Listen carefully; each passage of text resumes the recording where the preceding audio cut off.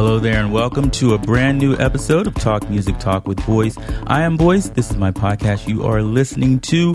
Thank you so much for checking it out. If you have not heard about the podcast before, this is your first time listening. Talk Music Talk is a weekly music interview podcast where I have long-form conversations with people connected to music from different genres and different backgrounds, both established and emerging singers, songwriters, music therapists, music journalists. And on this episode, a very special episode. It is a reunion with myself and Leo Sidran, singer, songwriter, multi-instrumentalist, a fellow podcaster and interviewer. He has a show called The Third Story, which features long-form conversations with creatives. And it is a reunion because I asked him to interview me for my 200th episode back in 2019. Link in the show notes, of course. Now I am returning the favor on the occasion of his brand new studio album, which is called The Art of Conversation. In this very lengthy conversation, we swing between basically two topics, two subjects of his career. We talk about his music career and his life as a podcaster, interviewer, where they overlap, how they're different. We get into the nuts and bolts of podcasting and interviewing. We talk about the making of his album, The Art of Conversation, plus his past work, which includes his Michael Franks tribute album, his previous album. After this conversation, you will hear two songs from The Art of Conversation, Pop, and the title track, which features Kat Edmondson on vocals. 2021 is the 7th anniversary for both of our podcasts, which we kick off the episode discussing. But before we get to the interview, many creatives like myself have struggled to produce in the pandemic our work, being creative, and that includes myself because a podcast is not free to produce, free to you, but not free to produce. That includes editing, the host of my podcast, the website host, and etc. costs. So if you enjoy this podcast, I would appreciate if you could donate to it on SoundCloud. I will put the link in the show notes, but it's soundcloud.com/thisisboz. And now, here it is, without further ado, my conversation with Leo Sidran. Enjoy. We haven't seen each other in a while. So how have you been? Congratulations, because this is your 7th anniversary back in January of the podcast. Oh, man. Mine is in November. It'll be my 7th. Well, we're both at 7 years, but you're ahead of me on numbers. I'm not. It's not a contest, but because I remember that the last time I saw you was your 200th episode. Yes, it was. And I'm just coming up on my 200th now. Okay, cool. So and I'm only 15. It's been a year. Yes. Yes. How's that been? Well, podcast-wise. Yes, podcast-wise. Yeah, we'll talk about the album and all that. Yeah, no, podcast-wise, in a way, I mean, I can totally see how COVID and the last year was disruptive, and it's completely understandable that some people slowed down. Yeah. For me, as often has happened to me, in times of uncertainty, I turn to the podcast. So, starting in March of 2020, when we all locked down, I doubled down on the podcast. It was the only thing to do. I mean, I had no work and we were stuck at home. And I also I think like you also, I had never done remote. I remember you had done a couple of remote calls. Yeah, like 2 or something like that. Yeah. But, and for the most part, I was similar. I don't think I had ever done real, Zoom. I mean, never heard of Zoom before COVID, but had never done a Skype interview or anything like that. And of course, once that opened up to me, the world was my oyster. I could call anybody anywhere in the world and try to lock them down for an interview. So I did a bunch of episodes last spring called the COVID Chronicles, where I was calling people all over the world to find out what it was like for them. And then it has really been enormously rewarding, actually, to do the podcast this year. So in that sense, it has kept me connected, made me feel like the world is a little smaller, and helped me process my own experience by talking to other people. You know, the podcast is interviewing people is so many things, and one of them is just that nourishment of connection with other people. So, yeah, I mean, but it is. I have mixed feelings when I hear you say that it's 7 years. You know, yes. Well, how so? I just think it still feels so new, and I still feel like I'm trying to like climb up the top of that hill every time I do one, or wrestle a bear or something. Like I just don't. I think it's good to have a sense of flutters in your stomach or nervousness or question, am I going to be able to do this? Is this one going to be good? I think once that nervousness goes away, then you really have a problem. Yeah. But I don't feel any more settled with it today than I did 18 months ago when last time I saw you, so when you say 7 years, I go, oh my God, I still think of this as like a new part of my life, and it's 7 years already. How did you, if you look back, the type of interviewer you are now as opposed to 2014, where do you see the growth and changes? I love that question because I think about it. I was very careful about interjecting. I think that patience and silence and space are great tools in interviewing, and I leaned on them hard at the beginning. Yeah. And I don't think that I had the confidence to step in sometimes and give a personal example or anecdote, or to be overly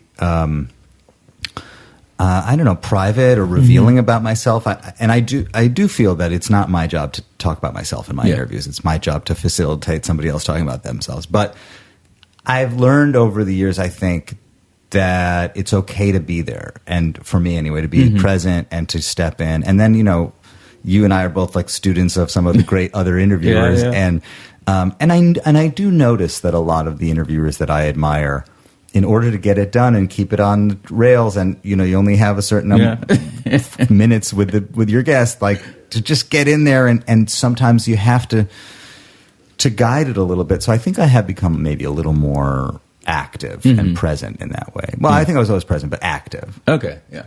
Because I don't think some people realize when they're being interviewed that this is entertainment.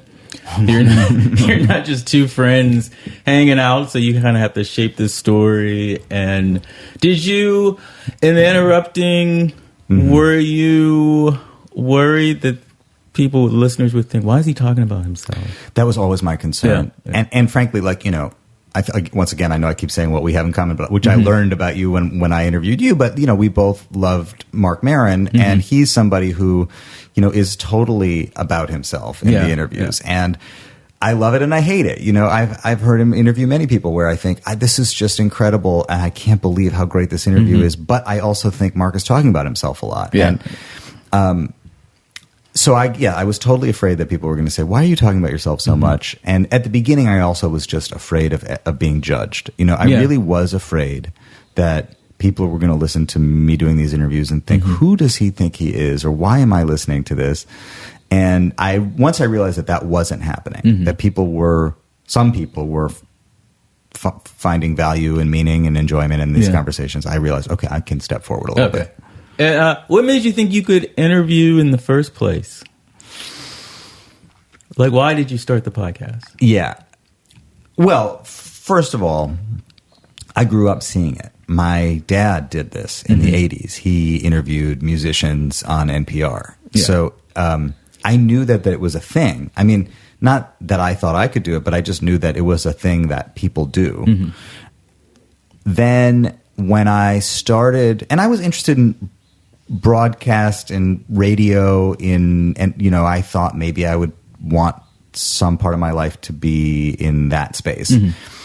But really what happened was I had a studio that I was working out of on Hudson Street in Soho, Tribeca area for years when I first moved to New York, and I found that my favorite part of the experience was when the musician or the person would walk in and we would just do that little get to know you thing at the beginning. Who do we know in common? What's your experience been like? What are you up to? What's life like?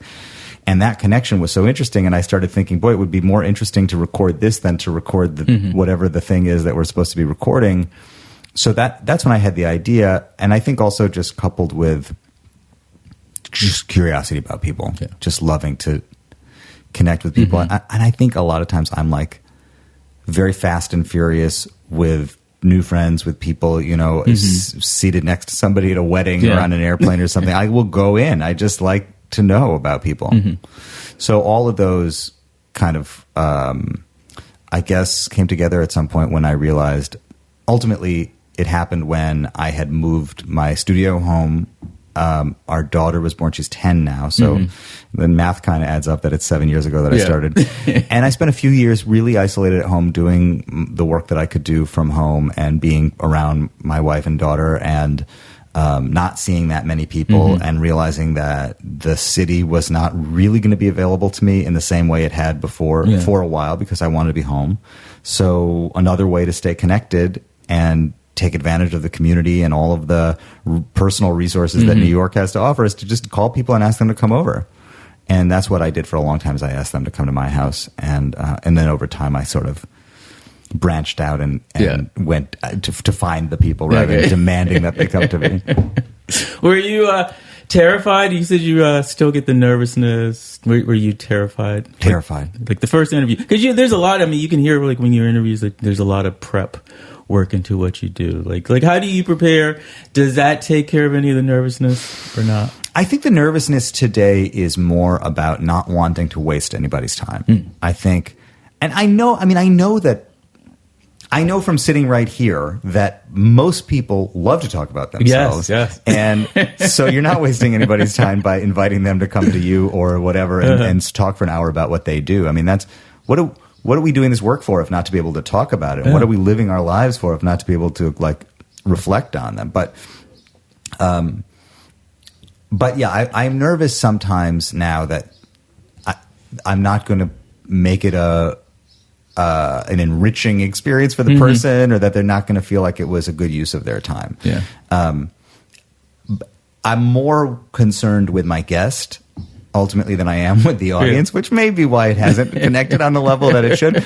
But I think because I was always concerned that my guest was going to somehow be dissatisfied with the experience. The audience, only at the beginning, those first episodes where you upload and you put the social media and you tell people I have a podcast, that's when I felt nauseous. I mean, I remember the first couple of them, I thought, oh my God, I have willed this thing into existence and there's no turning back now, and people are going to hear all of my flaws and my inconsistencies, my ignorance and all of that.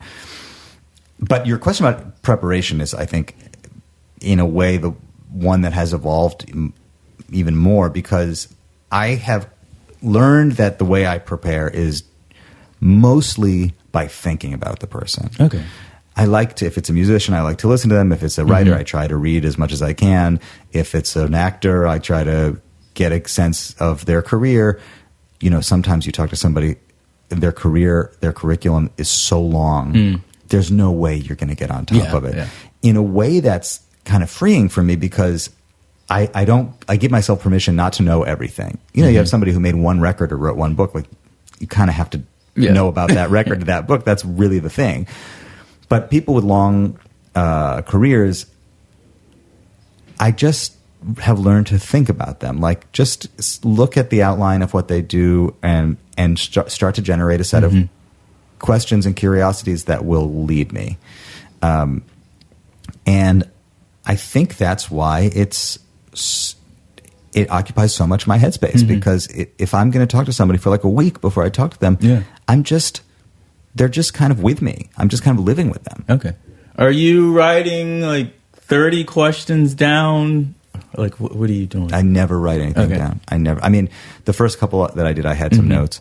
Every now and then, legal pad with some sketch. You know what? I never did it in person. During Zoom, the Zoom year, I have learned, and I mean, I have to make a point of saying this is the first in-person interview I've done in a year. I haven't been in a room with somebody, so it's been different. But Zoom, maybe I'll have a little notepad with some just remember or dates or specific album names or something that I want to reference. But I always made a point of going in and letting the guest understand, like we're doing right now, that it's just about this moment and what's happening, and I don't have an agenda. Yeah. So I think by having those questions, my concern has been that it feels like I have something that I'm trying to get to, as opposed to just being open with the person. Okay, yeah. The same thing happened to me with Zoom. Like, now I have notes. Yeah. Like, I'm like, you never have notes when you're in person with someone. Now you're going to have notes, and then like sort of just looking down so they don't know that I'm using them. Right. Well, and the Terry Gross thing, she's almost never in person with people, and I think she's loaded with notes. Yeah, she loves having. Yeah, she's like, oh yeah, I love not being in person because I got all my notes. Yeah, yeah. So it's totally different for me. Were there interviews? Okay, I'll give you an example. Yeah. There was an interview I did with experimental violin duo String Noise. Yeah, I know that. Early on, and I remember. I can enjoy all kinds of music, but then somewhere in the interview, I'm like, I have no idea what the hell they're talking about, right? And then like something just came over. I'm like, oh wait, you don't have to know everything. Like just come from a place of curiosity. So are there any interviews, you can pick one or more, like where you realize you learned something about interviewing that you didn't know? Well, yeah, wow. First of all, that example of not knowing and allowing yourself not to know is so freeing. Yes. And I think sometimes I do interviews with people where I think the expectation of many of my listeners, or at least my idea of who they are and what their expectations are, is that I do know more about this person than I do. Like anything really jazz related, I think the expectation is I'm supposed to know everything because I come from a jazz background. My dad was a jazz journalist. I purport to be a jazz person myself. And so I'm very insecure about not knowing. But on the other hand, I realize if we are to some extent proxies for the listener, we're supposed to represent the listener, then not knowing is the best thing that you can do.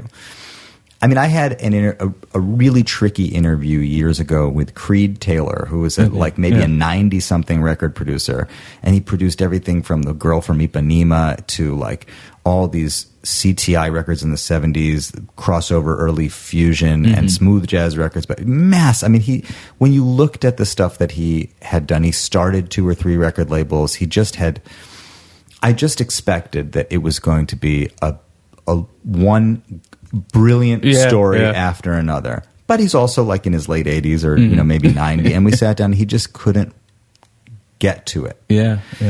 And I had no questions because I was walking in with my, my arrogant, it's going to work out. And when we got through the first handful of questions and I realized I felt like, oh God, this is not going well. And here I have this one chance to be with this man, and I'm going to walk out of here with not a lot. I learned that I have to be prepared for the worst case scenario. I have to be prepared for the non-talkative guest, and I have to be willing to, as you say, make it entertaining. Yes. I mean, in his case, I actually leaned into the silence, and my memory of that episode is I left some extremely awkward pauses in the episode, hoping that those would kind of tell the story to the listener of what I was going through. But that was one that I learned. And then there have been a couple also where I've just had expectations. I talked to... I don't know if I should name names or not. But I remember talking to one person in particular a couple of years ago. I was really excited about the episode, and I thought we were really going to connect, this person and I. And, we're going to have a lot of the same feelings about things and the same mentalities. And she sat down, and I could just tell that all of my expectations were incorrect. And I don't know if the interview suffered because it just wasn't a great interview and there just wasn't great chemistry between us, or if it was because my expectations were coming into conflict and connect, coming into contact with the reality, and I was like not willing to let that go for a while. So I think also one of the things that I've learned is if you have your questions, but don't have an expectation about how it's going to go. I know, because it can be easy, like especially if I hear the album, right? Yeah. And I'm like, I love the album. I'm so excited to talk to this person, and you're just like, okay, this is not matching the album energy. Yeah, right. And that's cool too. Like if you think about it, some people express themselves. I have a feeling Bob Dylan would not be a great interviewer. Yes, he has not been a great interviewer. He can be challenging at times. Yeah. But that challenge maybe makes for its own kind of entertainment or value. But you can get so much from some artists, and then personally they've put it all on the page. They put it all on the record. Yeah. I was trying to explain this to somebody that there's the way I feel about the interview as I'm doing it, right, and then the way I feel after the interview, and then the way I feel when I listen back to the interview. How are those for you? Like, there's going to be interviews where I'm like, oh, yeah, that was, like, kind of mediocre. Right? And then, like, afterwards, I'm still feeling that way. And then I listen to it, I'm like, oh, that wasn't that bad. Okay. Well, and in fact, on the next level is a year later. Like, if you ever give yourself permission to go back and check out an episode. See, I don't do that. I mean, I have recently in COVID. I did do it a little bit, you know. And what are you looking for in doing that? When somebody dies, okay. You know, I've had a couple of people who are no longer with us, and I went back and I listened. I just had that happen this year. Did you? People, with who? Ricky. God, what's his name? The photographer. I don't know, but I'm sorry to put you on that. Oh, yes, you're right. I know who you're talking about. I know who you're talking about. Yeah, Ricky Powell and Ari Gold. Yeah, Ari, right. That's right. And you have been working together. Yeah, and they both died like a week and a half or something. Yeah, I'm sorry. Yeah, but what I've taken from going back and listening after somebody passes is that what we're doing actually serves another purpose that we may not even be thinking about in the moment or even in the, you know, when the episode comes out, which is that this is like a piece of history. It is a form of documenting something that we are deciding is worth documenting. So I think I've learned maybe not to judge as much if it's good or not in the moment. Like, I mean, certainly when it's happening, I'm totally in my head. I try not to be, but oh God, is this going on too long? Is this okay? We go, you know, listening back, what did I miss? What could I have done differently? You know, and then I edit mine also. Like I tend to edit mine pretty I don't edit. Which I respect. I mean, I 7 years in, I'm still trying to get to the point where I like don't feel like I need to go in and tinker and mess with it, and but I still do. And in fact, in some ways, I've become more into the editing and the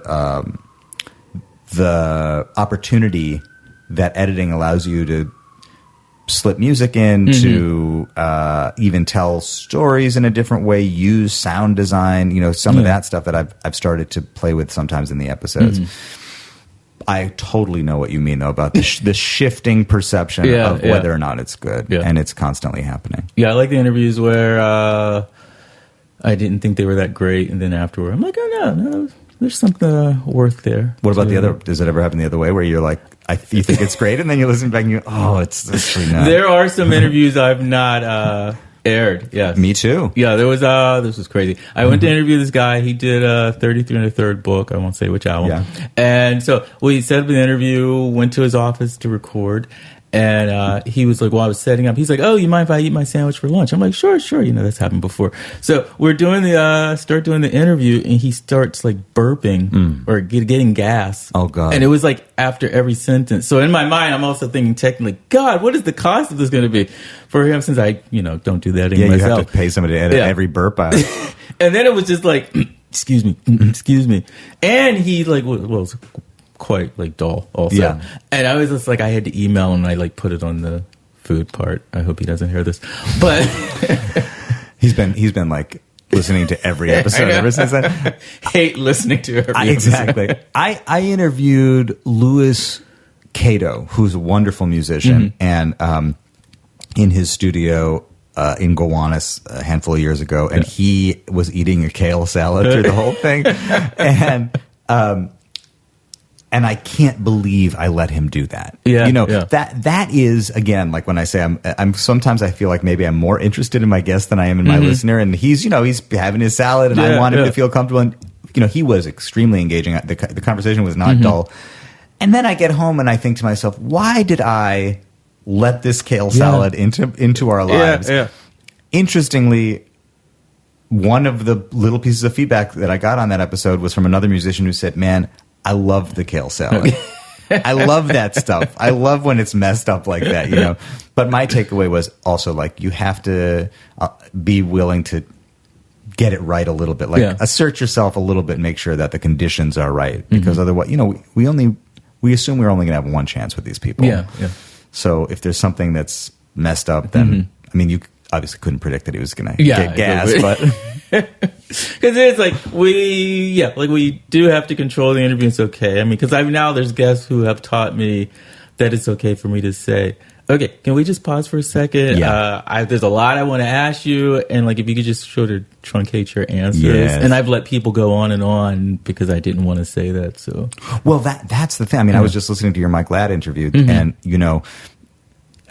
I listen to other people's interviews the way I listen to music. As a musician, I study things. I listen to music and I want to know, how did they put that together? And now that I do interviews, I listen to interviews the same way. And I question myself sometimes, how would I handle that? You ask a question and you want to leave enough space to see where it goes before you ask a follow-up question, figure out where are we headed here. And that first answer can be long, you know? And then you've established a kind of a length that you're willing to, provide or give your guest to answer. It's a mystery and a challenge every time. Yes, it is. And because you set the tone as the interviewer. I've had to set the tone where people come in very like they're doing a stand-up routine. Yeah. And I've gone along with that and then not be happy with that. And then I've re-recorded an interview with someone. Did you? Yeah. And it's I'm not going to let them do that. And then we had this really beautiful conversation because it wasn't performative on their end. The performative thing is interesting. I have also had experiences with people you can tell. I feel like I talked to somebody recently. It was like this where they're very media trained. Some people have been media trained. And that's maybe even more challenging for me than somebody who's not talkative. Somebody who's not talkative, maybe with patience and empathy and compassion, you can draw them in. Somebody who's media trained, it's like the wall is up, and this is my answer to this category of question, and this is my answer to this category of question, and you just go, oh man. I mean, are we having any kind of realness here at all, or is this all a script? Yeah, because it's they've been interviewed so much, and then how do you get them off of their script?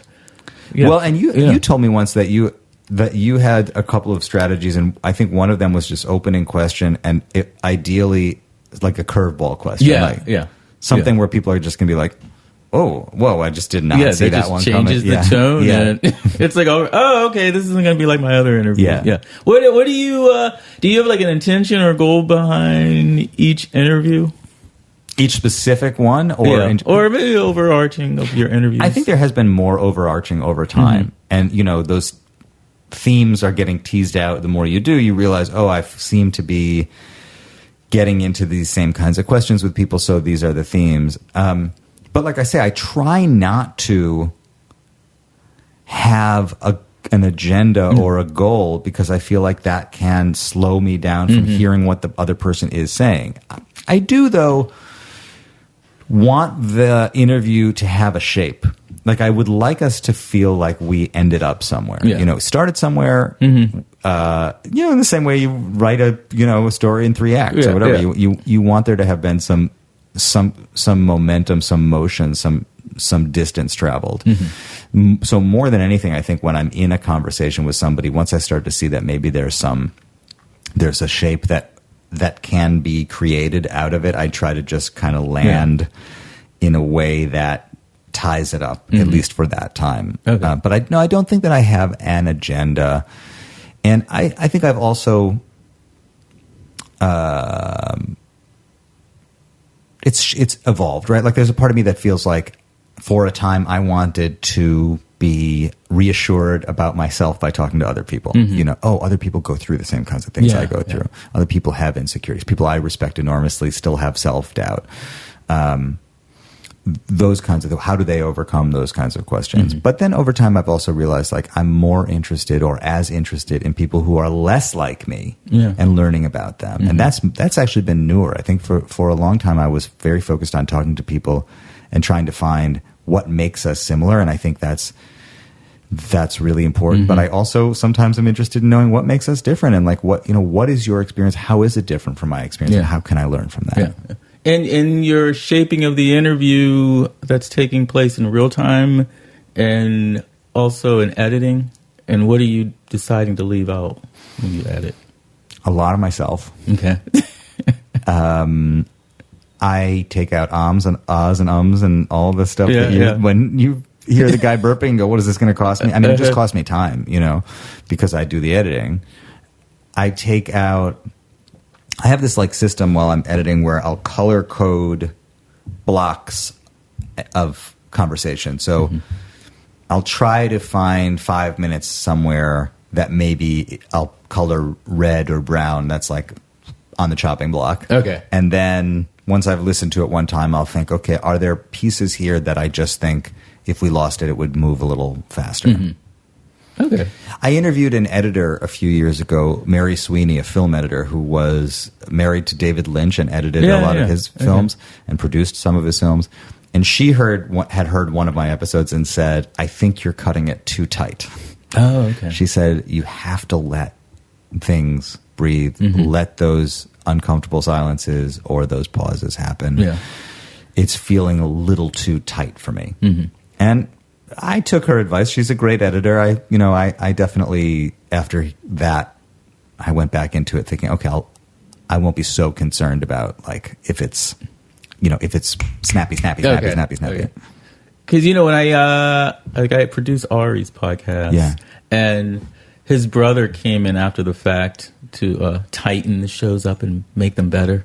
And do you think that hopefully people can hear the quotes in my voice when I say and I was saying to Ari, I'm like, he's taking the life out of the interview, because he would take like a 50-minute interview and cut it down to 22 without, he just thought like, oh, well, that's boring. I don't need that. And it's like, no, it's a part of the whole conversation. You're friends with all these people, and you can feel the life of the friendship in it. So I see it both ways. I mean, I don't have a strong opinion. I do know that in all art, they say you have to be willing to, kill your best ideas if they don't serve the larger story. And so I think that there's a part of me that's, really willing to do that. However, I also am aware that I am still more self-protective and more inclined to cut myself than the other person, because I don't want to have said a thing that I don't think came out the way I wanted it to.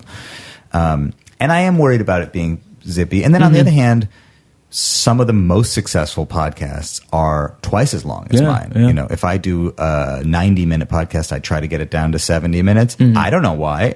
When Joe Rogan's podcast, for better or for worse, are 3 hours long, he's and so Rich Roll. Yeah, there are so many that almost pride themselves on being like overtly long. So maybe I don't need to be so concerned about getting it down. The stuff if I do edit stuff out, it's mainly something I said. Yeah. Like, God, I'm going to cut that out. Yeah. What have you learned about yourself over these 7 years interviewing people? I wish I had like a great answer for that, because I don't know how much I've learned as a result of the interviews and how much I've learned just because it's been 7 years of life, I think I have learned a certain amount of self-assurance, self-confidence, knowing that you can get out there and take chances. I mean, I'll say this. I did the podcast before I released another solo record. Like really? Okay. I hadn't made a record since 2004. I started the podcast 2014. So there's a 10-year span with no record. I started the podcast, and then there was, I guess, a sense that, okay, I'm out here back in the world. I'm doing this, so I guess I can make records again. So to some extent, I think I learned to just like occupy my space in the world and claim it and be comfortable with that. I guess you're asking what I learned about myself, and I am not prepared for that question, boys. I don't know what I learned about myself. I don't have a good answer for that. I'm sorry. If I maybe give you an example. For myself, it's given me more self-confidence. Yeah. Because, see, like you were saying that you're someone you could be anywhere and start talking. For me, I'm not like that. I have to push myself. But doing the interviews has helped me to be able to do that in situations and gives me confidence in other areas of my life. Because during the interview, I feel extremely confident or high 90s. Yeah. Which I may not, in other areas of my life. Yeah. I agree. I mean, I share that experience. I share that. I think it did give me self-confidence. And it gave me a sense that there's been a part of me, even going back to when I was a kid, that felt like I was very different from the rest of the world. That happened on a lot of different levels, but I think by talking to other people, I still feel like I'm very different from the rest of the world, but it also does make me feel more connected, and it makes me feel more confident in who I am. However, I don't suffer from that same affliction of being uncomfortable talking to people. Yeah. And in fact, I have this new hang up where I talk to people when I meet people who know the podcast, and I think I'm a good listener in the podcast, better maybe than in real life. Yeah. I feel like I'm letting people down when I'm not as actively, I'm actively listening, but I'm talking more in real life. And I feel like, maybe I'm letting them down because I'm not listening to them the way I listen to my guests on the podcast. I get that. Yeah. Like there's just expectation, like, well, he's an interview man. Yeah. So he'll listen to me, and he'll want to know everything, and he'll be compassionate and everything. I want to be, but like this is an entertainment. Yeah. Yeah. Well, since you did the music, you hadn't released a solo album, and then you do the podcast. How did you see the two working together? Especially since you have an album called The Art of Conversation. Yeah, well, coming out. Thank you. That is ultimately where they started working together. But even before that, even before I made an album called The Art of Conversation, which really I think does kind of represent the coming together of the two. But I wanted it to. Can you hear my stomach rumbling? This is my intermittent fasting coming through on the microphone. I knew it, and I'm going to leave that in. Yeah, I know you are. It's going to cost you too much to edit it out anyway. So, I think I wanted to expand my network both in my life and in my public-facing life. If I'm being honest, I wanted that there were documents of me talking to people that I really admire, and that just by extension, I would insinuate myself into a world in which I am part of these people. So I wanted my image on a level to expand, but I also wanted it to expand my personal network and maybe friendships or maybe collaborations. I wasn't really sure. I didn't go in with an agenda hoping that I would get to work with some of the people that I talked to, but I have gotten to know and work with people. And so I think it did work out the way I wanted it to, that it connected me to people that if I were to have called some of the people, especially initially that I called and said, do you want to have lunch?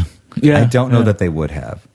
But if I called and said, would you do an interview? They say yes. And then if it goes well, maybe lunch happens, Yeah.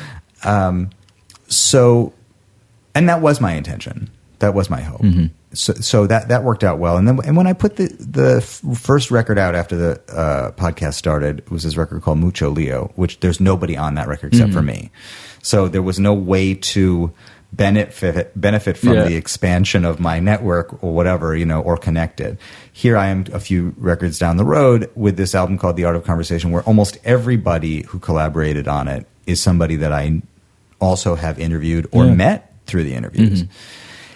And some of that I think is just goodwill, you rack up some goodwill when people realize that your intentions are good in talking to them. And I called a few of them and said, would you sing on this, or would you be interested? And they all said yes. A couple of people said no, but they didn't seem surprised that I asked or offended that I asked. They just said no. But for the most part, I was relieved to see that what I felt was real, genuine connection with people. They felt that too, and they were willing to participate and collaborate.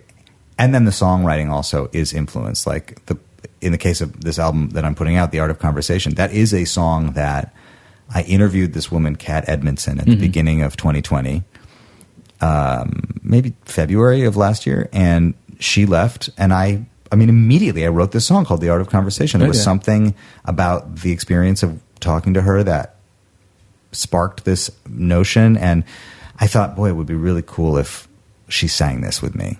Or if she wanted to sing it for herself. I actually kind of wrote it as something that I thought she could sing.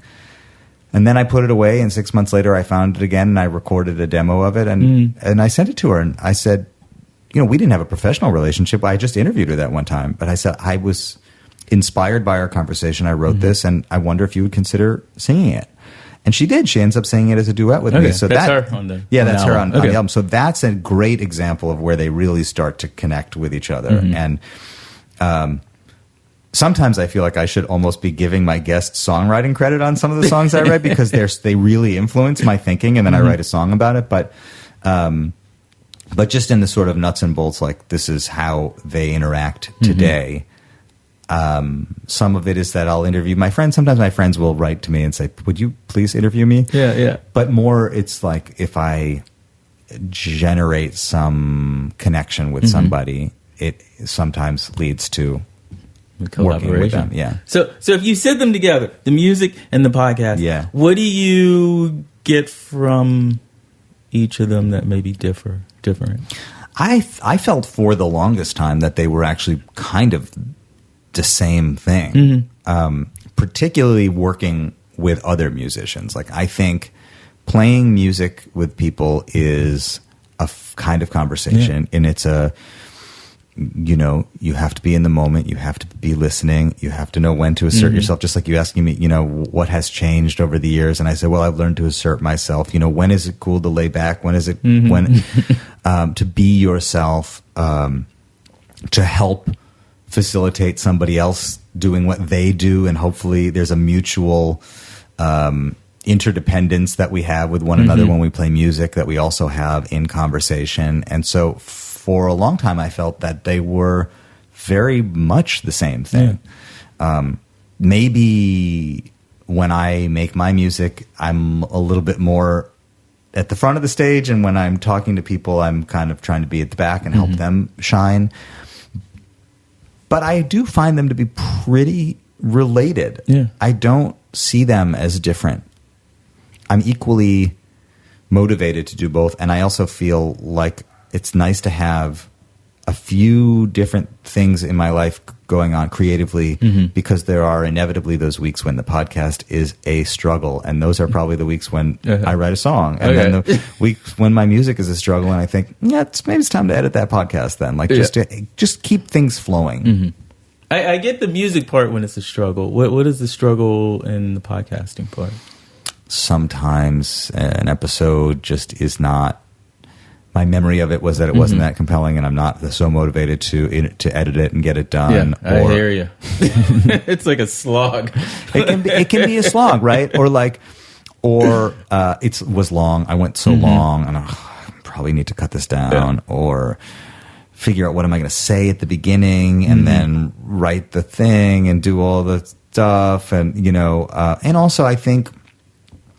That idea that like you can get into a flow state with your work, and then it goes, and then if you get, same thing with working out, if you stop working out for a few days, it's so hard to start again, or harder for me anyway. Anything that is a practice, it's hard when you lose the practice to get back. And so sometimes, for whatever reason, if I let it slide, I mean that right now with my podcast. I try when I'm in it I've been trying to hit it every week, very, very hard. Every 2 weeks I'll give myself, right? It's amazing. But also when it's only you, people don't realize, like some podcasts, your favorite podcast that comes out every Tuesday, there's producers, there's this, there's that, like when it's just us, there's life happening, and there are a million factors that can go into it. I'm in awe of people that put it out consistently and I try, but so I'm not quite at 2 weeks between last time and this time. I was disappointed with myself that I didn't hit the week mark, 1 week mark. Now I'm just hoping that I can get myself together to get it together within 2 weeks. Talking about that, because I was talking to a friend a couple of weeks, I'm like, I just feel so disappointed in myself that I'm not doing a weekly show. And I keep saying it's weekly in the introduction because it's like I'm going to self-actualize it. But talk about that, how you feel when you don't get it on schedule like you want. I mean, well, you said I feel defeated. I feel I'm very upset with myself. Yeah, and we shouldn't. Well, we're making this. I mean, that's the other thing is we are making this. Look, if two people get some value out of this. We made a thing that helped 2 people. If 200 people, if 2,000 people, whatever it is. I mean, this is look, it's not an act of service exclusively in the sense that it also benefits us and we get meaning out of it, at least for me, and value, and it has influenced my career, and it, there are a lot of things about it. And I'm on Patreon. I have some Patreon patrons, and I love them and respect them. Patrons, if you're listening, thank you. I love you. But it is an act of service to some extent, because it's not like we signed a contract with anybody that said we have to do this on a regular basis or this or that, and for this free content, content that we're making. So it's not. It's more about the self-disappointment. I mean, also audience. I think building an audience, one of my frustrations is that the audience doesn't grow as quickly as I would like it to, and I think that the more consistent you are, the more likely it is to grow, or at least even your monthly downloads will be higher because you put out more content in a given month. So I'm disappointed in myself also that I just haven't done the things that I know I need to do to grow it. And I want it to grow. That's a priority for me. But it's more than that. It's that cycle of self-doubt and disappointment that you have to crawl out of to finish it. It's that sense of self-disappointment. To the fans, disappointed, but also or the listeners, but also myself. No, I get that. How do you balance doing both, the music and the podcast? And when did you start working on this album, The Art of Conversation? May 28th. May 28th. Yeah. I started working, I balanced them, as always, juggling too many things. I mean, I think the mechanism of creative output for me has always been take on too much, don't get all of it done, but you'll be productive and you'll miss a few things. Yeah. And I'm not proud of that. I mean, it just is what it is. In high school, I was a member of too many clubs, and my grades weren't as good as they could have been, but I always said, but I do this other stuff. And, when I wasn't excelling in everything, I've always sort of had a little too much going on. And you're a husband and a dad on top of that. Yeah, that's surprisingly, not surprisingly, but that's the easy and fun. It's that changed everything for me. Becoming a dad changed everything for me, and I think made me more productive. And it's ironic because so many people, myself included, are hesitant to take the step because they think that it's going to limit them from being able to do things. I was afraid that I thought I had to get all of my goals achieved before I became a dad because I wasn't going to have any time to do anything.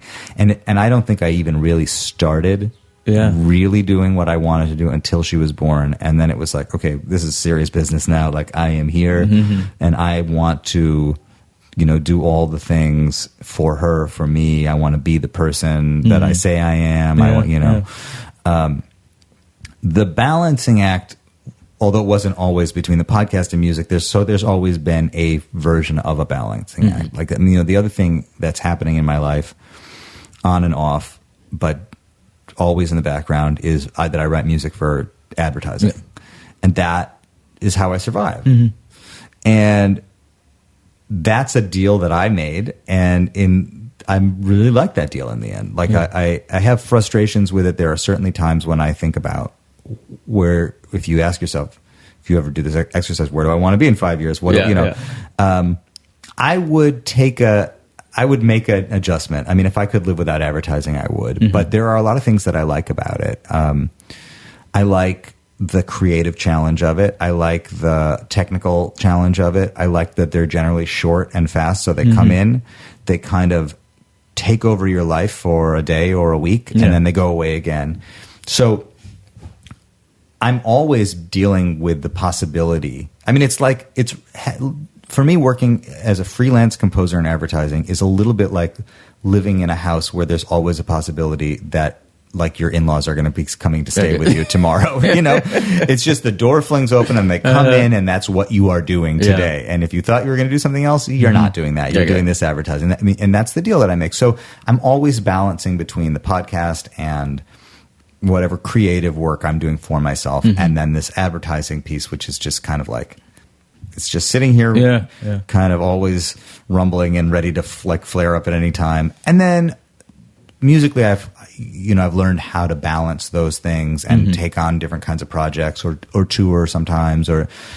So the balance isn't so unfamiliar to me, even if the ingredients are changing, here and there. Like when the podcast came into my life, that was the first one I think that was clearly taking up way more time than it was bringing in income. Okay, if you look at the income to time ratio, it is a mess. But one way or the other, there's always some kind of balance. And I also feel incredibly grateful to my wife because I don't think she's ever really asked me to change that. Yeah. She's never said like, is this worth it? And that's really helpful, I think, over time to realize that, to have a partner who lets me do these crazy things, like spend hours a week on a podcast that doesn't really put any food on the table. And she sees what it does for you, having this podcast. Yes. How old is your daughter? She's going to be 10 on May 20th. Okay. Yeah. How did you, in this past year, not having kids, manage your own emotional stress? Like, I can't even imagine it. Like, and someone else's for something that you can't even say, oh yeah, the last pandemic. Right. This is how you handle it. For something that's there's not even like an end date. Like, it's just like, this is just going on and on and on. Like, how did you manage yourself and a child? I think my anxiety, uncertainty, discomfort with the year was much greater than my daughter's, and in a way, watching her respond to it has not been the easiest year for any of us. Yeah. But, from one day to the next, she was going to school. She was going to go to summer camp. She took dance after school, and we went here and she went there. We were planning on going on a trip. She was going to get to go to Harry Potter World for her birthday. All these things, they were all removed immediately. I mean, it was like from a Thursday to a Friday or a Friday to a Monday. It all went away. And watching her just accept the new norm was so incredible that in a way I think it helped me accept the new norm. Okay.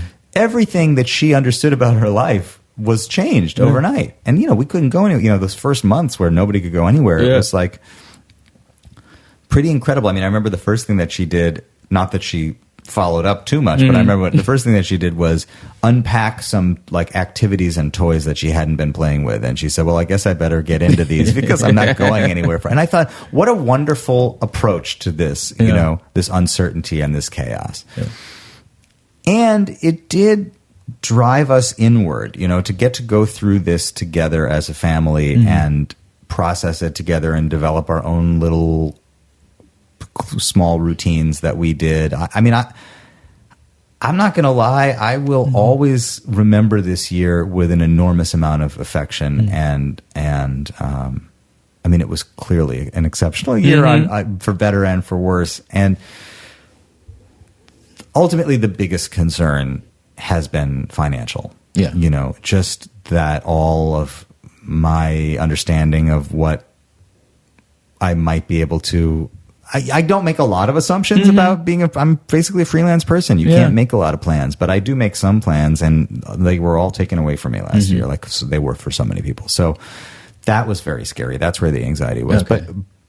And now I'm coming to on the other side of it where I'm thinking, okay, well, some people like learn to speak German and bake bread, and like, what did I really learn? What's my new skill? Am I like, did I learn Kung Fu? No. I mean, I got a trampoline, as we've discussed, and learn how to do that. And, I think I have worked on myself and worked on my work and whatever, but like, having the family did not create extra chaos. It actually created more balance and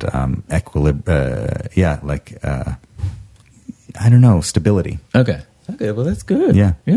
So how much of the album was written during the past year, and how much is reflected in the lyrics? Yeah. Well, the album was started. I had put together like 3 songs to tour on last May. I was going to go to Europe and tour. I have had a good few years in Europe. Not crazy. I'm not famous, but I have a little network of venues that I can tour. I've put together a French band of young French musicians, so it's affordable for me to go over and then pick these guys up and travel around Spain and France, and we did Belgium, and it was there was a bit of momentum behind my career overseas, and so I started going twice a year and doing these little tours, 2-week tours, and trying to come up with something to promote every time. So last May, I was going to be in Europe, and so I had recorded 3 songs that I was going to put out as an EP just to tour on while I was trying to figure out what my record was going to be. So I had these 3. I had started to record these songs, and incredibly, one of them was called "Trying Times," which almost really feels like it was written in COVID, and it wasn't. It was written. I assume that one was. Yeah, it was written right before COVID, and the other one was called "Row On," which is again I see a light on the other side of the shore, and it was like they were really predicting something in a strange way.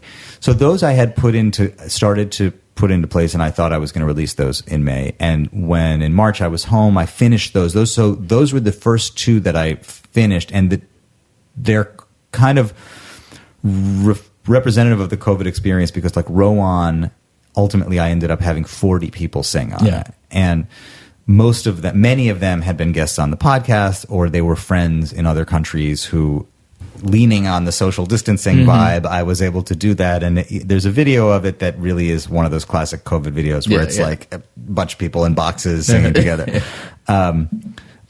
But those 2 songs were already in place. But there was a part of me that thought, boy, I guess I'm already kind of like receiving that vibe, that those musical vibrations, because those are the 2 songs that I put in place felt very appropriate for COVID. The other thing that was happening, and I have to think about the songs in general, but I had been a part of a song club for a few years, and that came out of the podcast also. I had interviewed a handful of people over the years who talked about being in song clubs, and some of them had been in the same song club, and I found myself with an opportunity to be in a small group of maybe 10 songwriters who every couple of weeks we would get a prompt, and that prompt would could unlock any number of possibilities of song. And it's really nice because it gives you some accountability, gives you some people that that you're going to have to play your song for, but it's not like you're not deciding that it's for a record or anything. It's just the exercise of writing. So it doesn't have the same pressure. It gives it just enough pressure. Yeah. It's like being in school probably, where you're going to have to, grad school, you're going to have to read this with other people or whatever. So some of the songs were in the works because of the song club already, but The Art of Conversation is one that I wrote right before COVID, after talking to Kat Edmondson. In general, though, the songs are Wake Up So, that's the first song on the record, is about trying to get my daughter out of bed. There are Together With You is a song I wrote last summer when we were all in the house together. In general, the sort of shape of the album started to feel, to me, very homey, very intimate, very familiar. Okay. And it's a little bit, it's like on the one hand, it's a very small album because I made most of it at home. I made some of it at my friend's studio down the street. And it's just me and like my wife singing and my daughter singing. And then on the other hand, if you ultimately look at the credits, like there are more collaborators and guests on it than anything I've ever done before. The record was a very COVID project in many ways because it was just me alone, my wife, my daughter, my friend's studio a little bit. Like McCartney 3. Yeah, exactly. Yeah, it's me and Paul. We're doing the same kind of vibe. But I also ended up calling in a lot of favors and bringing a lot of friends. And so the credits, there are close to 100 people or something. There's like 80 people on that touched it in some way, which also feels kind of COVID because that's the only way we were able to connect for so long was just by sending, remotely, social distancing, sending things back and forth. And I think it is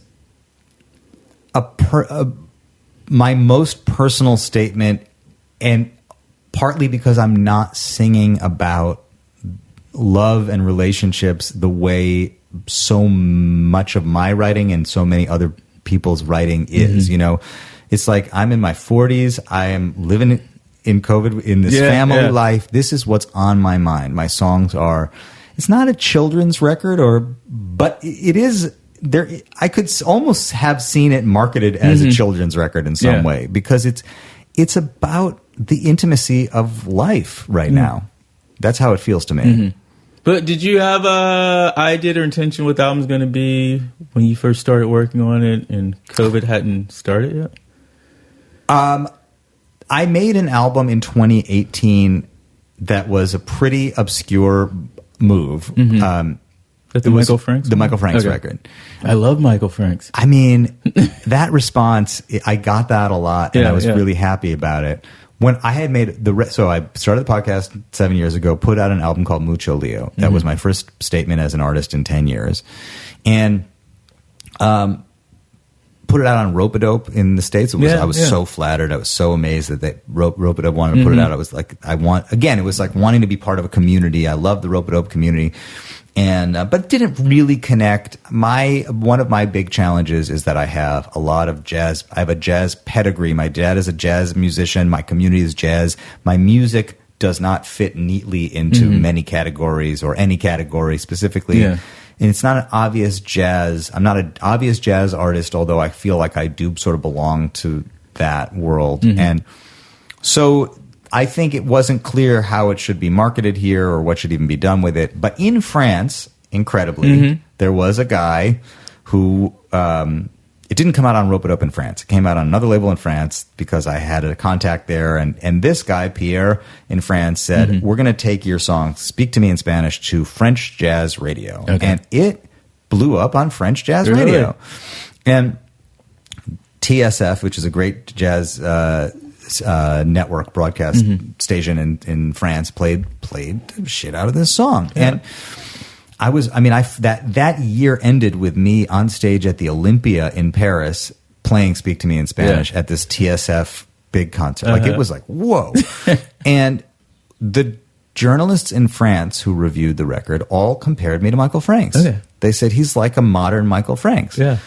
So then this idea came up with the French label. Well, what if we do a tribute to Michael Franks? And I have to say that I had never thought about doing a tribute record to anybody. And Michael Franks was, a little. I had to think twice about it, in part because when I was growing up, one of the things I knew about Michael Franks, my dad is a jazz singer also, and they were often compared to one another. And I was like, well, how is this going to be perceived that I'm doing a tribute to like this guy that my dad was compared to? Now I'm being compared to him.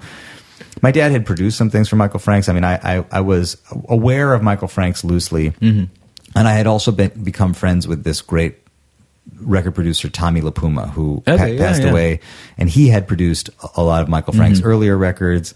He was a family friend. Anyway, when Tommy passed away and this Michael Franks thing was kind of sitting in front of me, I thought, I'm going to do this. I want to do this. I want to honor my friendship with Tommy. I want to dig into the material with Michael. I also want to learn how to interpret somebody's music, because as a songwriter, a singer-songwriter, it's one thing to hide behind your own material and demand that people only listen to you do you. And I sort of was like, I wonder, can I sing somebody else's music credibly? Is anybody going to want to listen to this? And anyway, so I made this record. It was a really lovely experience, and I made some of it in France and some of it in the States. And it opened up my music community of people who see me as an artist in a new way. And I found all of these people like you who are like, oh, Michael Franks, I love Michael Franks. Michael sang on the record with me, which was an amazing experience.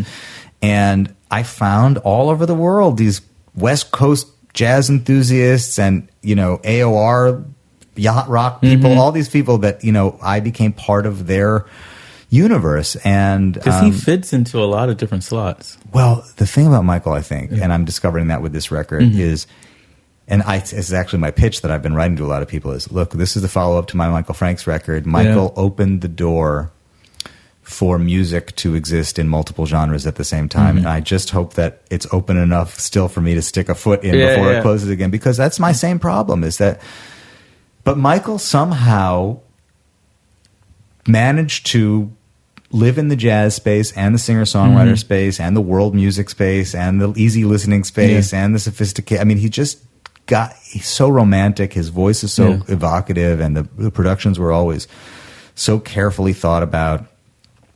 So this record is the follow-up to that. So the one thing I knew going into this was, for better or for worse, one way or the other, this is the response to the Michael Franks record.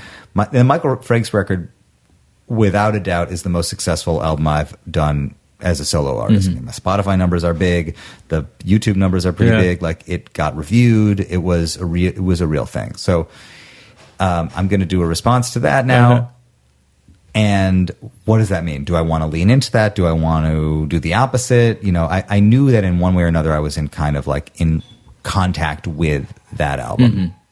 And ultimately, I think I ended up doing exactly that. I think this album lives in that same kind of space where it doesn't really settle into a specific genre, but it is guided by, you know, a singular voice and one that hopefully will find its audience. And like the song The Art of Conversation in particular is one that owes a lot to Michael Franks. It feels like somebody who spent a lot of time crawling around in Michael Franks' shoes. On the back of The Art of Tea? Was that the name of it? Yeah, one of his albums? Yeah, well, you're absolutely right. There's no question that's yes, The Art of Tea was the first breakthrough Michael Franks record, and here I come with The Art of Conversation.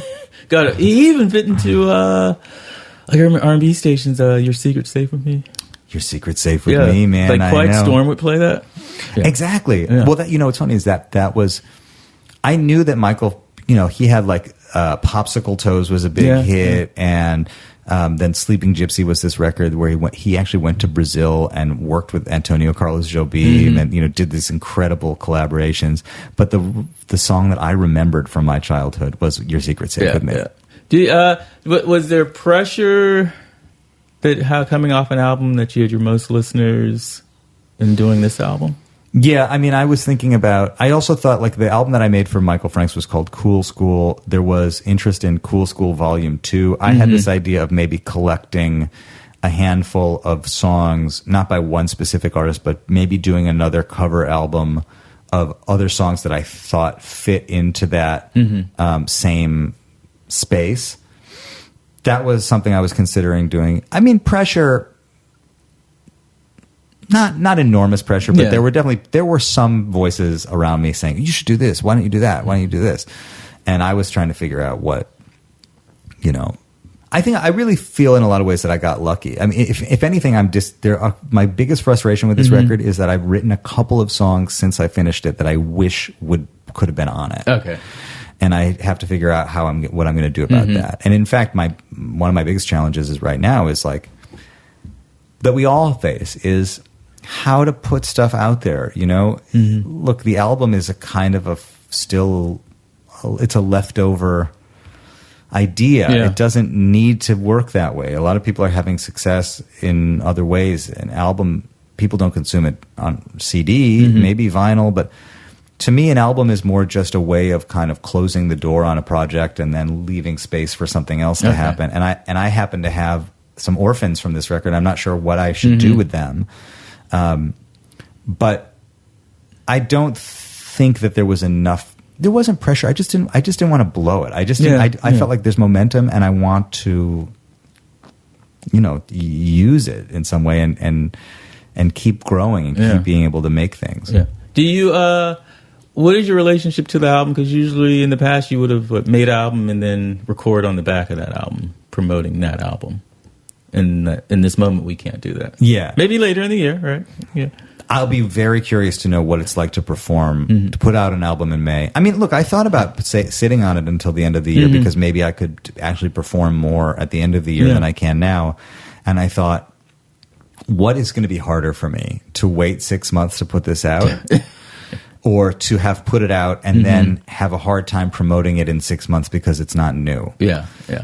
I don't know the answer. I mean, I do know that there's a backlog of people looking to promote stuff because there were plenty of people who were putting, and I spoke to a lot of them, not all of them, there are so many, but many of the people that I spoke to on the podcast last March, April, May, it was about, what do you do when you just put your record out and you're about to go on tour and it got canceled, or you're halfway through a tour and you have to stop it, or your record was already scheduled to come out in May, and so you're promoting it now on the phone. And all those people, they still want to get back out on the road and finish their tours and promote the records that they made. And plus all the albums like mine that were made this year that want to be promoted. Plus all the, people that have actual plans and teams and things in place for 2022 when things are really open. I mean, as a consumer of music, what is it going to be like to be just flooded with all of this stuff? And then meanwhile, as a maker of music, like, what is it going to be like to have to go out there and kind of talk about something that's already last year's model? I don't know what any of that is going to be like. I'm thinking about how to put together some live performances in creative ways, and I have a couple of thoughts, but I mean, it's not ideal. Yeah. Well, you've already got 5 music videos? You made? Yeah, you're doing good. I made a lot of music videos. I admire your productivity, dude. Yeah, every time I look on Instagram, I'm like, look at Leo. Look at him. Right? I don't know, man. Isn't it fun? We all look at other people. I mean, I am constantly looking at people, and like I said to you, the people that put the podcast out once a week. Oh, those people! How do they do that? Some people are so incredibly productive, and on it, and I think it's good to. And I don't do this very much on social media. I, like the same way I want to learn how to edit myself less on the podcast. I also want to learn how to edit myself less on social media. I don't want to cry on social media. I don't want to be a downer. I don't think that the world needs me to complain. But I do think it's like it's okay to look. It's okay to take a week off sometimes. Of anything, or admit that it's hard for you to produce today, or that you're And I tend to come just like, it's all great. Everything's great all the time. Yeah. Things are good, but I mean, it's not all the time. Not always. Whenever I interview people, I don't know how it is for them, but for me, and I want to hear your opinion on this, is I always feel like this eternal connection to them in some way. And like every interview, I've learned something that, I carried on. And it's like, how do you feel about that? And I'm going to lead this into our interview. Yes. Okay. Our previous interview. Our previous interview. Yes. Well, almost always feel that way. Like I said, there have been a few where I was like, oh, that was not what I thought it was going to be. I do feel a connection. I often challenge myself to remember what is the one thing that you like. I think often it's, as memory operates in general, the more you tell yourself the story, the memory changes of what it was. But like for most interviews, I have 1 or 2 things that I remember over the years that I have taken with me. I also believe that I have made a real connection with somebody in that time. So much so that I would call them and say, do you want to sing on my record? Or do you want, do you want to, or if I go see them perform, like to connect with them and often find myself embracing them, So I believe that that's real, and I think ultimately that's what I'm after is just that connection. Yeah. The conversation that you and I had in particular was, for me special on a number of levels, but one is that I think you came in as the side door in my life in a lot of ways because I don't remember, did I discover your podcast and then write to you? Yeah, what it was that someone had emailed both of us to be guests. And you're going to have to tell me off air who that was, if you remember. And they had written dear Boyce, but they had sent that to you. Yeah, they were copying and pasting. That's one thing, people. Don't check your email. That happens to me still sometimes. Yes. And so you saw Boyce, like, what the hell is a Boyce? I Googled Boyce. Yeah, I was like, Boyce podcast. What the hell is that? Right. And then I saw that we had a lot in common. Yeah, and you reached out to me. Yeah. And, but we still hadn't met. We were trying to get together, trying to meet in person, whatever. And then for your 200th episode, in honor of that, we talked. I mean, I learned a lot about you know what I said to you earlier, where it's like I was very focused on the similarities with people. And when I met you, what I realized is, like, I think we have a lot in common, and we also have very different experiences and different approaches. And I learned, I interrogated myself for the first time in a way that I had not done before I met you. Okay, how I approach it, who I talk to, why I do it. You know, what I thought was so interesting about that is that we are drawn to a lot of the same kinds of guests. Yeah. And, you know, when you talked to Antonio Sanchez, I was like, damn, because I really he was at the top of my list when I made my list, you know, and and over time I've given myself permission to interview people or try to anyway, who you or other people who I consider to be my peers have also talked to, because I realized that conversations are always going to be different. Yeah. It's, you know, you got your definitive voice conversation with Antonio, but now I'll try to go in and see what I can get. But I mean, I was territorial. I was a lot of things. And in talking to you, I think I learned about myself in how, you know, I saw what connected us and how we were different, and that we're all kind of like getting through this in our own way. And sometimes people who come from, you know, very different places are drawn to very similar things.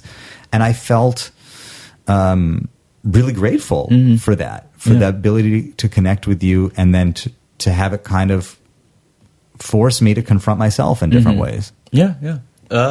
For me, well, I will forever be connected to you and grateful that I was nervous about doing that interview. And as often, if I'm nervous about something, my thing is, well, that means I have to do it. Yeah. So I did the interview, but I was all prepared, like, I hope I don't have to tell this guy, like, not to can this interview afterwards. But it opened up for me because, like, in the interview, we talked about my mother, and who has narcissistic personality disorder. Yes. And that was my first time speaking publicly about it. Wow. And you had even asked me in an interview, like, isn't she going to listen to this? I'm like, no, she doesn't listen to my interview. Did she listen to it? Guess what? She listened to the interview. What did she say? Well, it was in a text.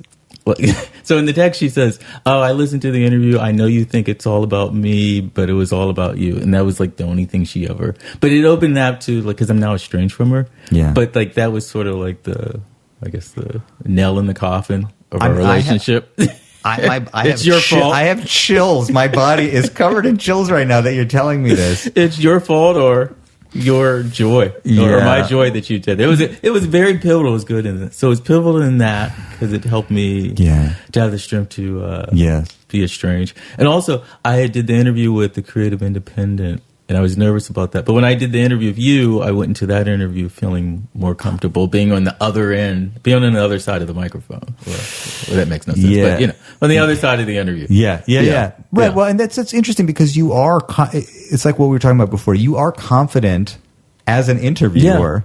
But less so on the other side. But you helped me see that, no, I can do this. Yeah. Well, and when there's that thing also, like, it's interesting that you say that you opened up about your mother, and as you say, this is pain, damage, emotional struggle, personal turmoil. This that's not entertainment. And on the other hand, we know from having talked to people when somebody opens up in a real way, and you can just feel like this is a moment that's being captured here, and your willingness to walk into that conversation and say, like, if it goes that way, I'm going to allow a moment like that to happen. I think maybe was influenced by you having talked to so many people and know like that people have opened up to you that way, so it's okay to open up that way. You're going to do that, and you created the space, because it's like, other people could have interviewed me, and I would just been like vague, right? Because even in fact, in first when you were asking about family, I was kind of vague. But you like created the space to feel comfortable, and I think that's like an important part of interviewing. Is like people feel like, oh, okay, it's okay to say this, even though this isn't going to be the only person that hears this. Isn't that that's? I think it's amazing that it is like a trick that we do sometimes, where it's like, look, we're here. It's just you and me. There's nobody here. It's just us talking. And yet, it will be available for the whole world to hear. Yeah.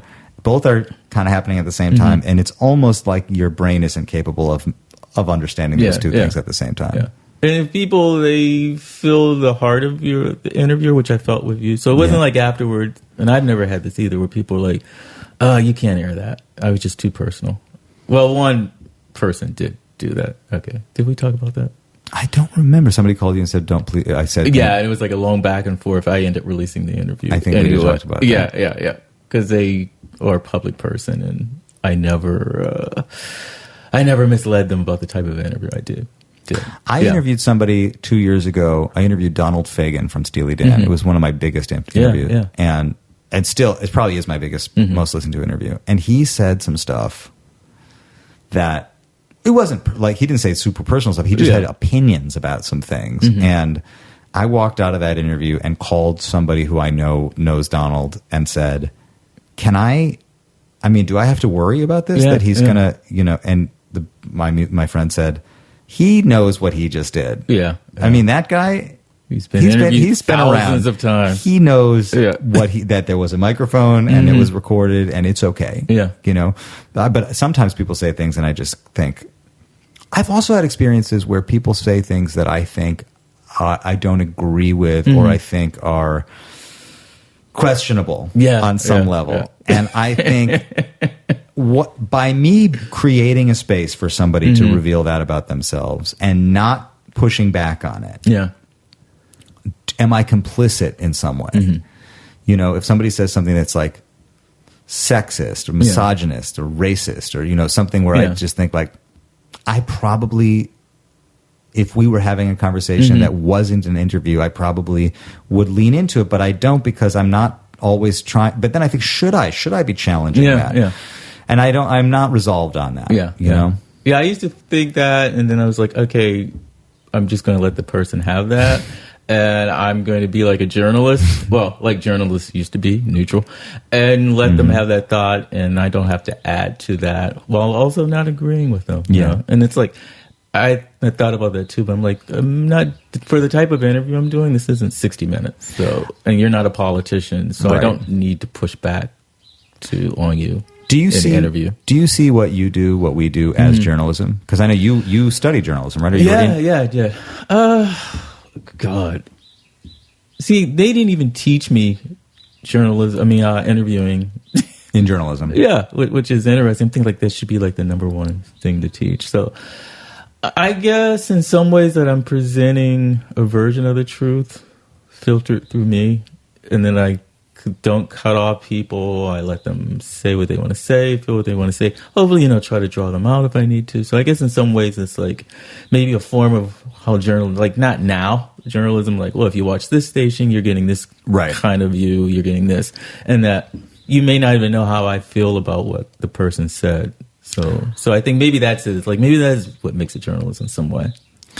Yeah. Because I sometimes think that I am doing a form of journalism in that I'm reporting what I see through my prism. Is that what you said? Through your filter? Yeah. But I think people generally do know how I feel about it. So I guess to that extent, maybe it's not. Yeah. Because I try to make a point, like if someone says something I completely disagree, to not go, just like to say nothing. Right. Like, no, why would you say that? Yeah. But we are living in a world where anybody, and ultimately you and I are both examples of it. Anybody can put their hand up and say, I'm a interviewer. Yes. Let's talk about that. That's crazy, right? It's like, I don't know if people think that they hear interviews and like, oh, I love that. This is what I think people do. I love to talk.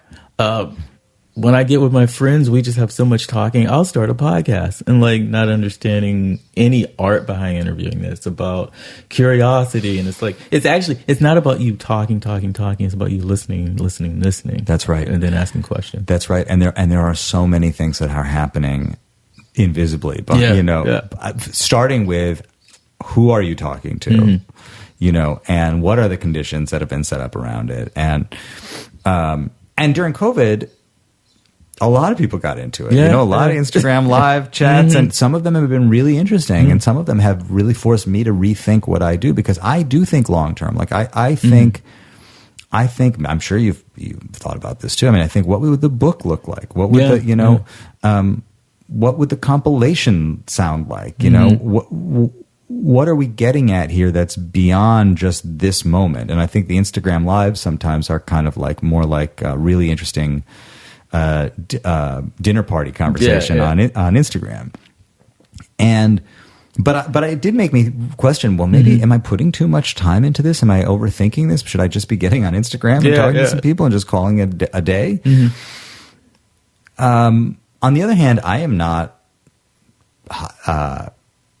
hired by any legitimate institution to do this. I did just put my hand up one day and say I'm an interviewer and hope that people like it and want to talk to me. But really anybody can do it, and sometimes even those who are terrible at it get something interesting out of their guest. And we just have to live with that. Yeah. But even going into it, you said because of your dad, you had an understanding of the mechanics of an interview. A lot of people, I don't even, like, that's not even a question. It's just like, oh, I want to do a podcast. Podcasts are popular. Oh, add to my brand, right? That's the thing. And also, and I guess to an extent, like, that's where the 7-year number starts to see, okay, that's fine. You want to add to your brand and do a podcast, talk to 12 people, that's fine. I'm 7 years in here. This is like, this is what we do. Also, I interviewed somebody earlier this year who had started or last year who had just started a podcast, and he got a big guest, and he's good at it. He's really good at it. But I was saying to him, until you walk into a room with somebody who you don't know, because a lot of times when podcasts start, people call their friends or whatever they call people, and that's they know. a different type of interview, totally different. And then they start telling stories about what they remember when we did this, and remember when so and so walked in. That's cool, that's fine. But like, okay, but walk into a room with somebody you don't know, establish rapport, establish trust, draw them out, listen to them. That's a different. To me, that's like the real work. And to do all this in like under an hour. And it can be done. You can establish a rapport with people, and it doesn't take as long as you would think. There's a, won't say their name, but they have a, God, it's a damn siren. New York. Yeah. I should just leave that in. Yeah. Okay. So there's an interviewer there. That's what they do now, but they have been in the business for years. I'll tell you off air. Yeah. And I absolutely adore them as this personality. Yeah. And they've started doing interviews, I guess, in the past year with COVID. And it's all people that they know, and they're horrible because and they're so prepared. They have like all their notes there and everything, but they talk over the person. They aren't listening, and you see people like because they're their friends. They just go along because they already know that's how this person is. Yeah. Well, and like I say, it can be horrible, and yet also something can be revealed in it.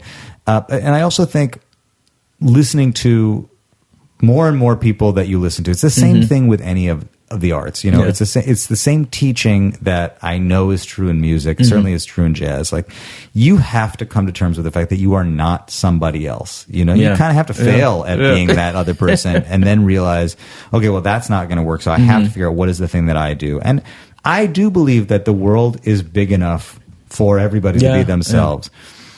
But I do wonder, what is that thing that we're able to do when it works well to convince our guest in a matter of moments that this is going to be a good experience for them, or that they want to talk about themselves. And sometimes I think it's just as simple as intention. All the things you say, preparedness, listening, actively guiding, compassion. But I think there is something that's felt in the intention that a person sits down and they understand that look, I'm not interested in revealing anybody, like ruining anybody's life. I mean, I want to, in a way, advocate for the person I'm talking to, or for some set of ideas, or some, I sometimes do think of it as a form of advocacy, and I often want the people that I talk to realize at some point in the conversation that they've been brought into a room to basically give their absolutely best version of themselves, hopefully, or to look at themselves and be celebrated, even if they're challenged, to also be celebrated. Well, I think it's a couple of things. The intention.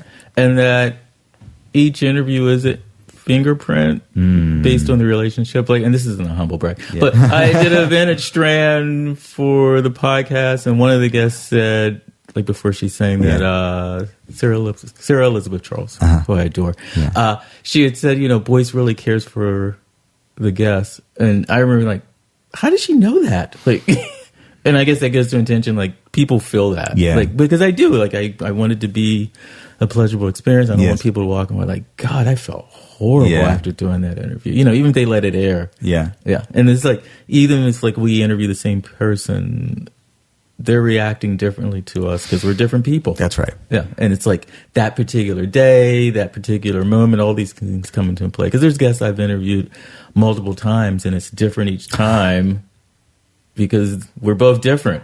We've changed in some way. That, in a weird way, was another teaching for me. Was you know, I thought, well, I'm going to get one with everybody. You know, but actually going back in, some of that is the most interesting interviews I've done is when I followed up with people. That's I love those. I do too. And to an extent, because as you asked earlier, like there is some rapport, there is some universal and forever connection that's been made.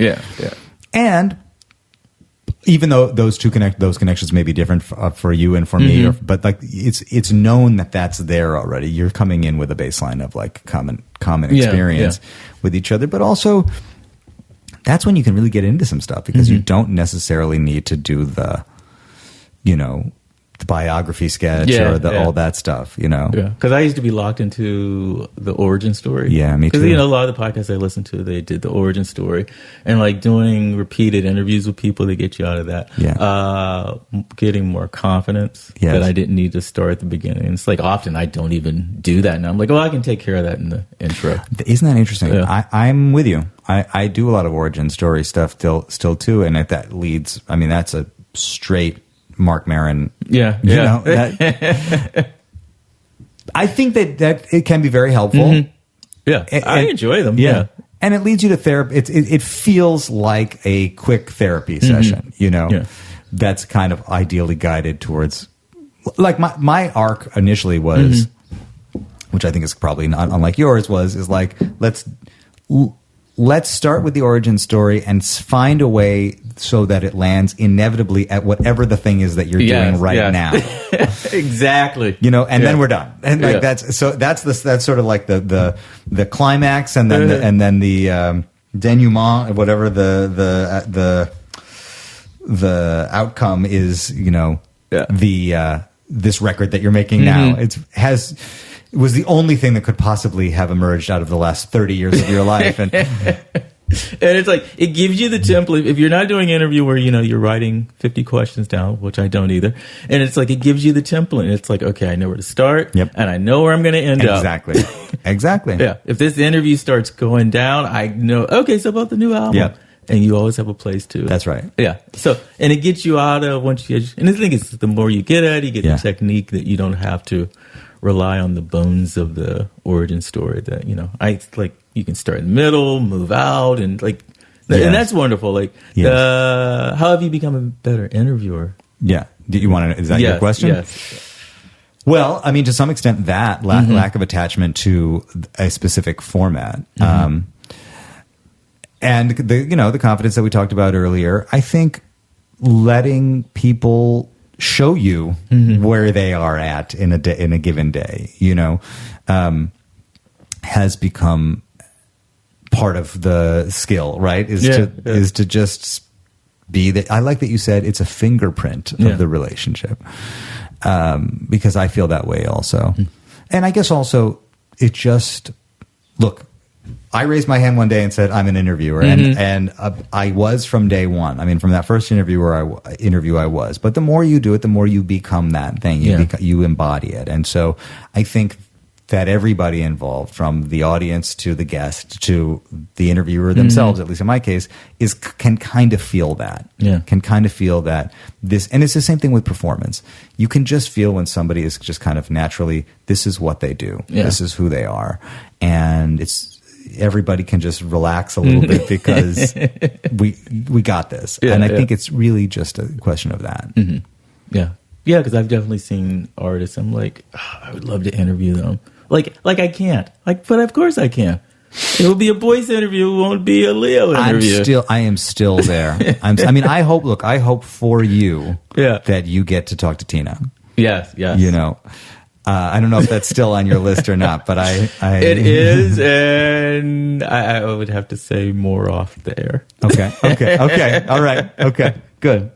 I mean, you know, that is the dream guest, though. For my 200th episode, I went hard at Mark Maron. Yeah. And he said no. Mm-hmm.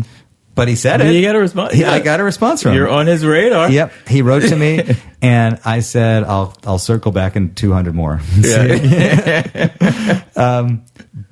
And there are plenty of people in between that I think, you know, oh my God, would I really do that? Mm-hmm. You know what? It's funny that you drop Paul McCartney's name. It's like, what kind of interview are we going to do with you? Or are going to do with Paul McCartney? After all, but there's an interview there. There's a Boyce interview with Paul McCartney. There's a Leo Sidran interview with Paul McCartney that's waiting to happen because nobody will have ever had that experience with him. And that's what, you know, we learn over time, I think, is that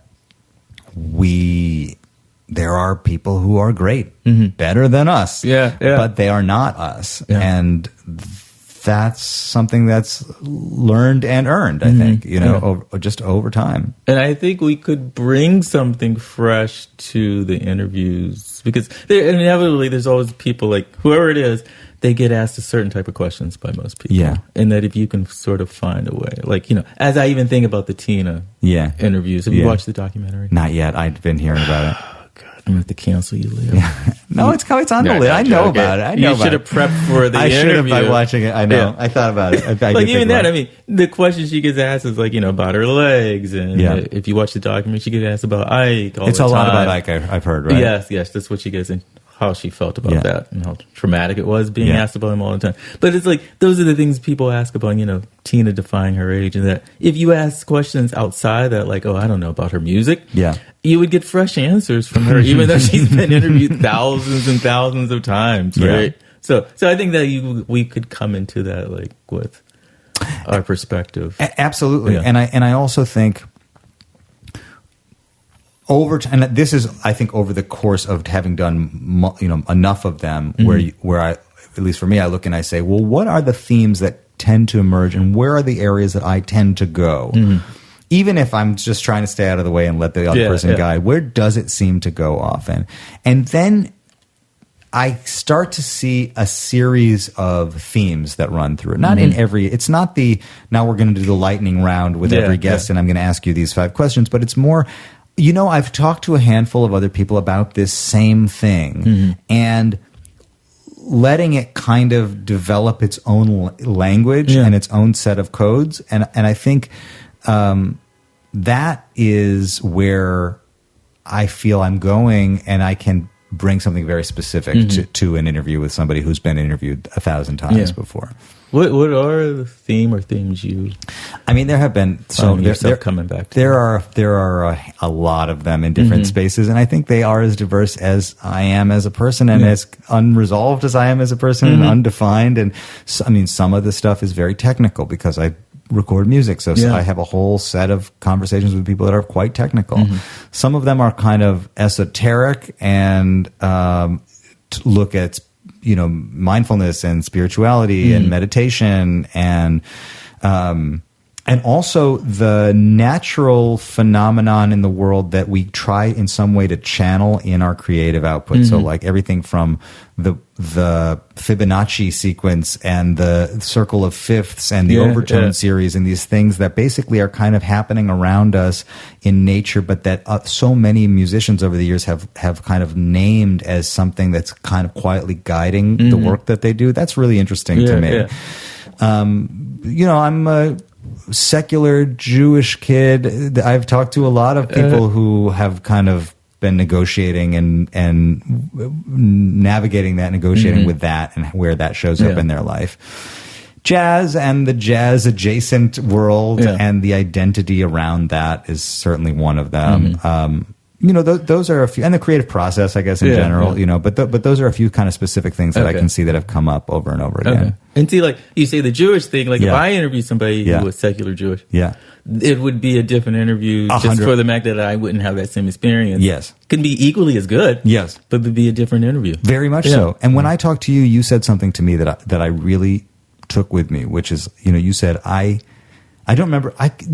What's funny, and I will say, my memory of our conversation, I can't remember how much of it is on the tape and how much of it isn't on the tape. And I bet a lot of it is on the tape. But it did feel so intimate in so many ways that in my memory, actually, most of it happened off air, and maybe that's not true. But I remember you saying, I'm very thoughtful about the kinds of people that I talk to, and trying to talk to people of all different, whatever identity. That was on air. Yeah. That's on air, right? Yeah. And I looked at my list of Jewish men, and I thought, I have some work to do here. Yeah. On the one hand, those were people who I was drawn to, and on the other hand, I thought, this is so misguided in terms of too many Jews or not enough. No, it's all Jewish. It was all Jewish men. I looked at it, I was like, these are all Jewish guys I'm talking to, and men. I mean, a lot more men than women, more white than anything else, more Jews. I basically was interviewing kind of a version of myself a lot, and like I said earlier, like that, I think that's very useful in terms of feeling like I'm not alone, and here's all these other people who are doing the work that I admire, and we're connecting on this, but. I just felt like, there's a real missed opportunity here. Okay. And that I hadn't, amazingly, I will admit, hadn't occurred to me that I should be thinking outside of that box. Yeah. And it's like, and yet you get to correct that. You get to do it in public. You get to do it in real time. You just keep to do it. It's like, bear with me. Yeah. I'm going to be expanding my palette. Do it quietly. I mean, I don't think I've said necessarily ever in an introduction, I'm changing. I just hope that the audience sort of starts to notice a little bit. But I also think, as you say, you get to correct it. And I am interested in watching people's development, even the people who are facilitating the conversations. I think it's interesting to watch when people change and as they develop. And the longer we do this, we will inevitably develop, Hopefully. Yes. God, Leo, I could talk to you all day. Likewise. Did I leave anything out? No, we put it all on the table. So the album's out May 28th. Podcasts continue. All the places that people can reach you. I mean, just put Leo Sidran in the internet should take you where it is. But the Third Story podcast, as you know, leosidran.com for all the information. The record's out May 28th. And then, as you kindly alluded to, I've been trying to step up the Instagram game a little bit. But I just, I'm so happy to know you. And I'm so happy that we are, connected to each other. And we get to do it a second time. Same here, dude. I will never forget you. Thank you, Leo. Thanks, boys.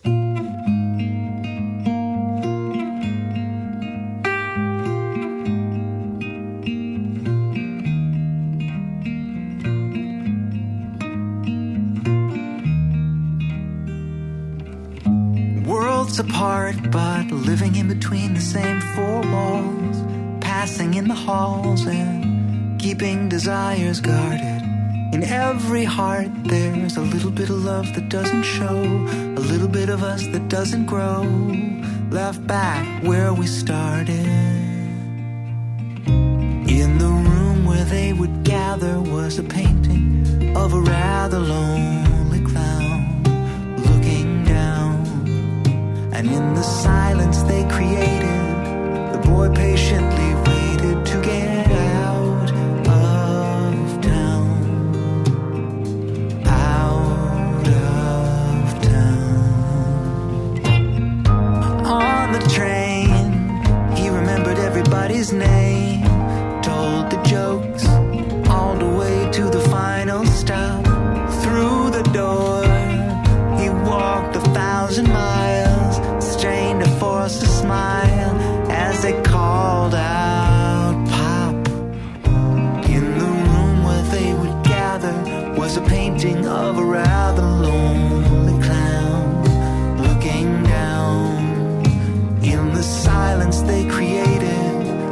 boy patiently waited to get out of town.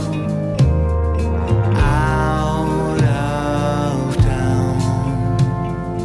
Out of. Time goes on even when we're gone. I know he doesn't see me from the darkness that's beyond. But what would he have thought of the world he left behind? Would he understand, celebrate? Would he be unkind? They gave his name to a newborn boy, filled him full of joy, and aimed him for the top. Over time, as the picture fades, the word is all that stays.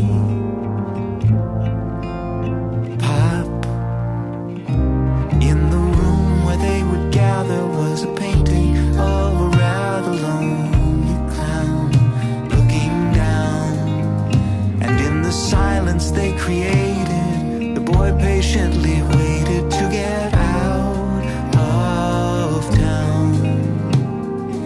Out of town. Out of town. Out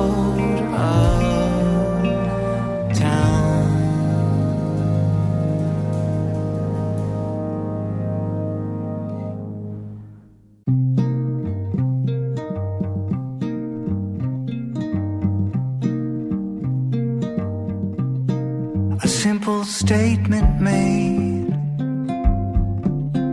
a thoughtful commentary is all that is required to establish a rapport. A clever turn of phrase from your vocabulary, genuine desire to know a little more.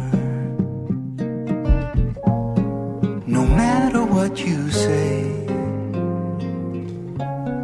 or your preoccupation, you can practice every day the art of conversation. The art of conversation. Ping, the buzz, the zap, the rush of validation. Remember, it's a trap to try and draw you in. So to cut through all the noise, sift through all the static, put away the toys, settle and begin. No matter what your age or your affiliation, let yourself engage in the art of conversation. The art of conversation.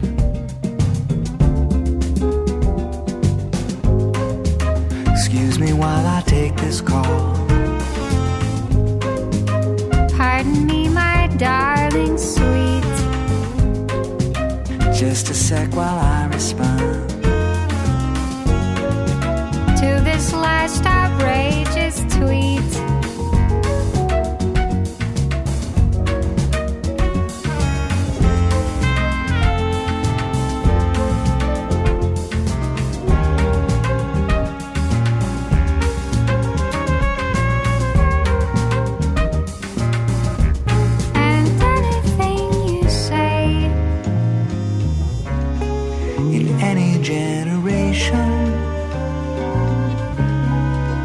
happens every day.